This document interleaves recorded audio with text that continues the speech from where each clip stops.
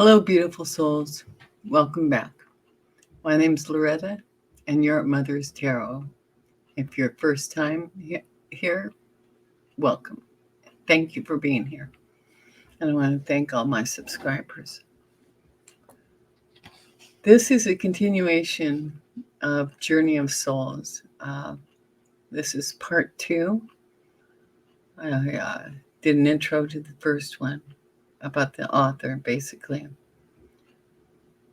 This, we're going into the chapter on death and departure, case 1. Now, it's been a little while since I've read the book. Not a big while, but a little while. And so I'm going to be kind of jumping around and picking up on what I should share with you. And we'll just, we'll make our way through this together. And, you decide if you think you would benefit from this book. I buy my books used. So, that's an option. So you don't have to pay full price if you so desire. Okay, right here I'm at death and departure, the case 1. This man, I think it's a man. Yeah, okay, here we go. Case 1, the subject. This is his response. Oh my God, I'm not really dead, am I? I mean, my body is dead. I can see it below me, but I'm floating. I can look down and see my body lying flat in the hospital bed. Everyone around me thinks I'm dead, but I'm not. I want to shout, hey, I'm not really dead. This is so incredible. The nurses are pulling a sheet over my head. People I know are crying. I'm supposed to be dead, but I'm still alive. It's strange because my body is absolutely dead while I'm moving around in front of it. I'm moving around it from above. I'm alive. Okay. These are the words spoken by a man in deep hypnosis, reliving a death experience.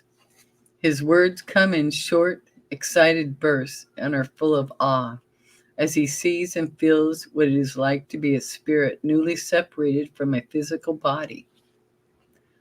This man is my client, and I have just assisted him in recreating a past life death scene while he lies back in a comfortable recliner chair.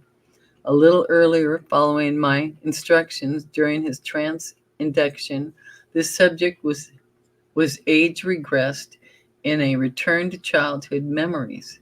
His subconscious perception gradually coalesced as we worked together to reach his mother's womb. Interesting. I then prepared him for a jump back into the midst of time by the visual use of protective shielding. When we completed this important step to mental conditioning, I moved my subject through an imaginary time tunnel to his last life on Earth. It was a short life because he had died suddenly from the influenza epidemic of 1918. Okay. As the initial shock of seeing himself die and feeling his soul floating out of his body begins to wear off a little, my client adjusts more readily to the visual images in his mind. Since a small part of the conscious, critical portion of his mind is still functioning, he realizes he is recreating a former experience. It takes a bit longer than usual since the subject is a younger soul and not so used to the cycles of birth, death, and rebirth as are many of my other clients. Yet, within a few moments, he settles in and begins to respond with greater confidence to my questions. I quickly raise the subject's subconscious hypnotic level into the superconscious state. Now he's ready to talk to me about the spirit world. We just had a glitch there in the recording. I'm sorry. Okay. To continue. let's see. He describes it as the subject. Well, I'm rising up higher, still floating, looking back at my body. It's like watching a movie, only I'm in it. The doctor is comforting my wife and daughter. My wife is sobbing. Subject wiggles with discomfort in his chair. I'm trying to reach into her mind to tell her everything is all right with me. She is so overcome by grief, I'm not getting through. I want her to know my suffering is gone. I'm free of my body. I don't need it anymore. That I will wait for her. I want her to know that. But she is not listening to me. Oh, I'm moving away now. Okay. Now, he talks about in the early stages of, this is the doctor, hypnosis regression into past lives, the descriptions of subjects mentally going through their past death do not contradict the reported statements of people who have actually died in this life for a few minutes. The difference between these two groups of people is that subjects in hypnosis are not remembering their experiences of temporary death. People in a deep trance state are capable of describing what life is like after permanent physical death.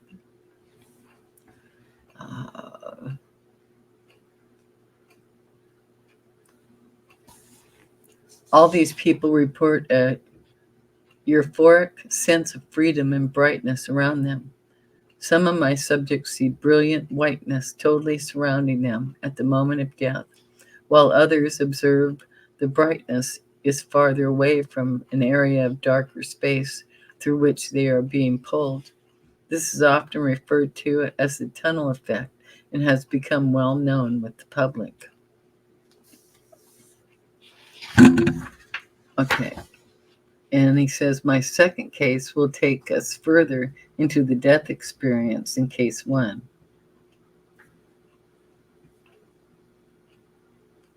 This subject in his 60s, describing to me the events of his death as a young woman called Sally, who was killed by Kiowa Indians in an attack on a wagon train in 1866. Although this case and the last one relate death experiences after the most immediate past lives, a particular death date in history has no special relevance because it is recent. I find no significant differences between ancient and modern times in terms of graphic spirit world recall or the quality of lessons learned. I should also say the average subject in trance has an uncanny ability to zero in on the dates and geographic locations of many past lives. This is true even in earlier periods of human civilization, when national borders and place names were different than exist today. Former names, dates, and locations may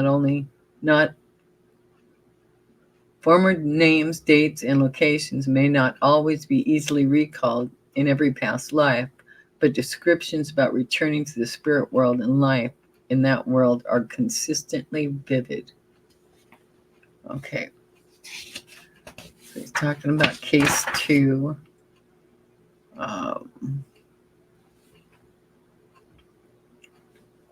Okay, and he has a note here. Souls often leave their human hosts moments before actual death when their bodies are in great pain. Who can blame them? Nevertheless, they do stay close by the dying body. After calming techniques, I raise the subject from the subconscious to the superconscious level for the transition to spiritual memories. So, and this one here, her soul ejected out of the top of her head, is what she's describing. All right. Okay, I'm going to move on because I'm not going through all the dialect.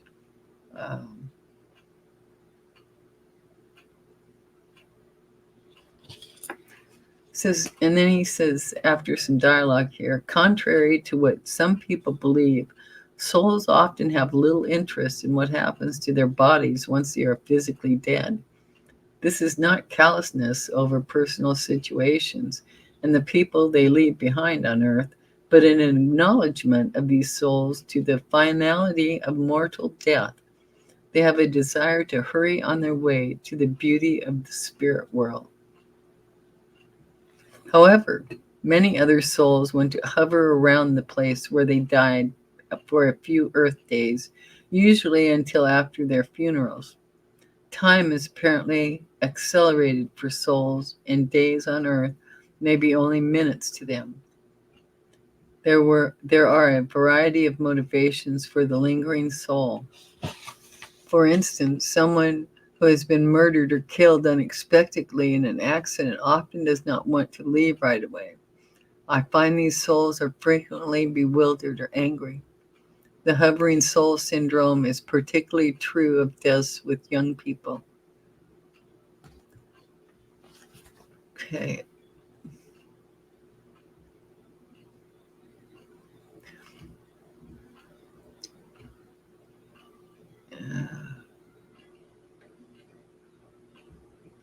As we saw in the last case, there is one basic reason for many spirits not wanting to immediately leave the place of their physical death. This comes from a desire to mentally reach out to comfort loved ones before progressing further into the spirit world. Those who have just died are not devastated about their death because they know those left on earth will see them again in the spirit world and probably later in other lives as well.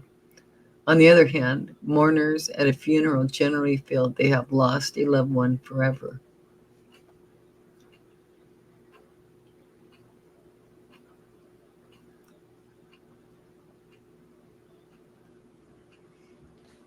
Okay. It says we are capable of feeling the comforting presence of the souls of lost ones, especially during or right after funerals. For spiritual communication to come through the shock of mourning, it is necessary to try to relax and clear your mind, at least for short periods. At these moments, our receptivity to a paranormal experience is more open to receive positive communications of love, forgiveness, hope, encouragement, and the reassurance of your loved ones is in a good place.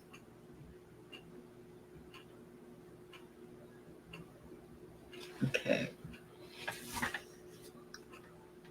And then he goes on to speak about gateway to the spirit world is the next section before going into case 3. And the author says here, for thousands of years, the people of Mesopotamia believed the gates into and out of heaven lay at opposite ends of the great curve of the Milky Way, called the River of Souls. After death, souls had to wait for the rising doorway of Sagittarius and the autumn equinox, when day and night are equal. Reincarnation back to Earth could only take place during the spring equinox through the Gemini exit in their night sky. My subjects tell me that soul migration is actually much easier. The tunnel effect they experience when leaving Earth is the portal into the spirit world. Although souls leave their bodies swiftly, it seems to me entry into the spirit world is a carefully measured process. Later, when we return to Earth in another life, the route back is described as being more rapid. The location of the tunnel in relation to the Earth has some variations between the accounts of my subjects. Some newly dead people see it opening up next to them right over their bodies, while others say they move high above the Earth before they enter the tunnel. In all cases, however, the time lapse in reaching this passageway is negligible once the soul leaves Earth. Here are the observations of another individual in this spiritual location. And he goes on with case 3. Yeah, he goes higher up above Earth before he enters the tunnel. Okay, let me see what else we got.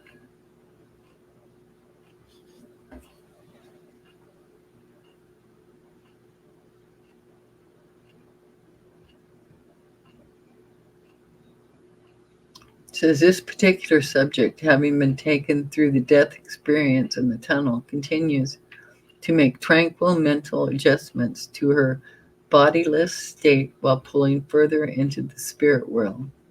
After some initial uncertainty, her first reported impressions reflect an inviting sense of well being. This is a common feeling among my subjects. Once through the tunnel, our souls have passed the initial gateway of their journey into the spirit world. Most now fully realize they are not really dead, but have simply left the encumbrance of an earth body which has died. With this awareness comes acceptance in varying degrees depending upon the soul. Some subjects look at these surroundings with continued amazement, while others are more matter of fact in reporting to me what they see. Much depends upon their respective maturity and recent life experiences. The most common type of reaction I hear is a relieved sigh, followed by something on the order of, "Oh, wonderful, I'm home in this beautiful place again." There are those highly developed souls who move so fast out of their bodies that much of what I am describing here is a blur, as a home into their spiritual destinations. These are the pros, and in my opinion, they are a distant minority on earth, or a distinct minority on earth. The average soul does not move that rapidly, and some are very hesitant. If we exclude the rare cases of highly disturbed spirits who fight to stay connected with their dead bodies, I find it is the younger souls with fewer past lives who remain attached to Earth's environment right after death. Most of my subjects report that as they emerge from the mouth of the tunnel, things are still unclear for a while. I think this is due to the destiny of the nearest astral plane surrounding Earth, called the Kamalaka by Theophis. Okay, I'm going to spell both of them for you. Kamalaka is Kamaloka by Theosophists.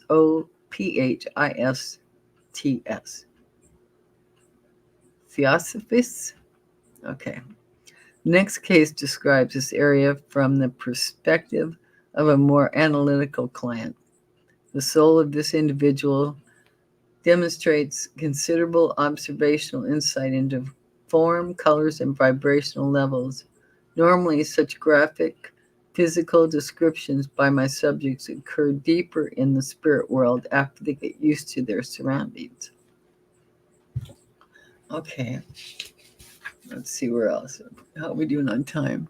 18.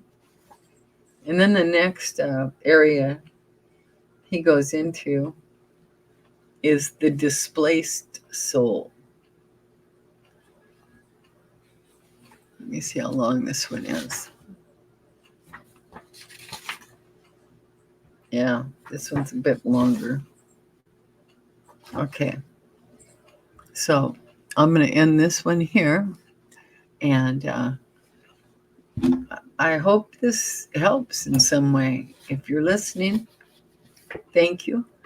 Thank you for spending your time with me. And I think most everybody would want some insight into this. I know I have a knowing, and I do deeply understand that we are eternal souls. We are, all of us. So, with that, thank you. You take real good care of yourself, okay? And this is part 2, Journey of the Souls. And remember, be your own best friend. Be your own best friend. Love yourself and love the others and be the light, okay? We are here to evolve. to raise our frequency. And with that, I love you. I'll see you in the next video. Bye for now.